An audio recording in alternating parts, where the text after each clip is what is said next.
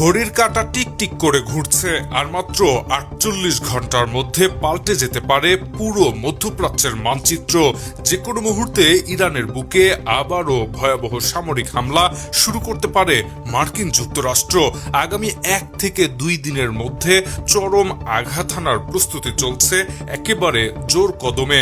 White হাউসের ভেতরে এখন চরম উত্তেজনা বিরাজ করছে। প্রেসিডেন্ট ডোনাল্ড ট্রাম্প বর্তমানে ইসরায়েলের প্রধানমন্ত্রী বেনিয়ামিন নেতানিয়াহু এবং নিজের প্রশাসনের বেশ কিছু উগ্রপন্থী কর্মকর্তার দ্বারা গভীরভাবে প্রভাবিত হচ্ছেন। মূলত এই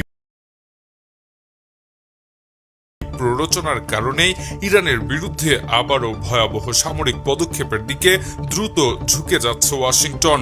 এর আগে ট্রাম্প ইরান সরকারের কাছ থেকে নিঃশর্ত আত্মসমর্পণ আশা করেছিলেন, কিন্তু তেহরানের সঙ্গে চলমান সমস্ত আলোচনা ব্যর্থ হয়েছে এবং ইরান কোনোভাবেই আমেরিকার কাছে মাথা নত করেনি। নেতানিয়াহুর উস্কানি এবং যুদ্ধবাজ কর্মকর্তাদের ক্রমাগত প্রচারণায় ট্রাম্প এখন সামরিক বিকল্প ছাড়া আর কিছুই ভাবতে পারছেন না। পুরো মধ্যপ্রাচ্য এখন এক ভয়াবহ ধ্বংসলীলার দ্বারপ্রান্তে যেন দাঁড়িয়ে আছে। এদিকে পর্দার আড়ালের সত্যটা আরো ভয়ঙ্কর, কারণ এই সম্ভাব্য যুদ্ধের পেছনে লুকিয়ে আছে এক চরম রাজনৈতিক ব্যর্থতা ও জেদ। ডোনাল্ড ট্রাম্পের এই ক্ষোভের অন্যতম প্রধান কারণ হল চীনের সাথে তার সাম্প্রতিক রাজনৈতিক ব্যর্থতা। প্রেসিডেন্ট শি জিনপিং এর সাথে দ্বিপাক্ষিক সম্মেলনে তার বিশাল উচ্চাসা থাকলেও তা সম্পূর্ণভাবে ব্যর্থ হয়েছে। এই আন্তর্জাতিক ও রাজনৈতিক ব্যর্থতাগুলো তাকে মানসিকভাবে কোণঠাসা করে ফেলেছে।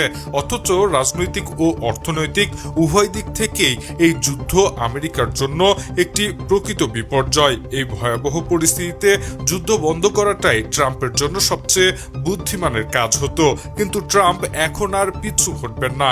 এই মুহূর্তে যুদ্ধ বন্ধ করলে মার্কিন জনগণের কাছে নিজেকে জয়ী হিসেবে প্রমাণ করার মতন কোনো জোরালো যুক্তি তার কাছে অবশিষ্ট নেই। কোনো স্পষ্ট বিজয় ঘোষণা করার সুযোগ না থাকায় নিজের রাজনৈতিক মুখ বাঁচাতে তিনি আমেরিকাকে একটি দীর্ঘস্থায়ী ও ধ্বংসাত্মক যুদ্ধের দিকে ঠেলে দিচ্ছেন।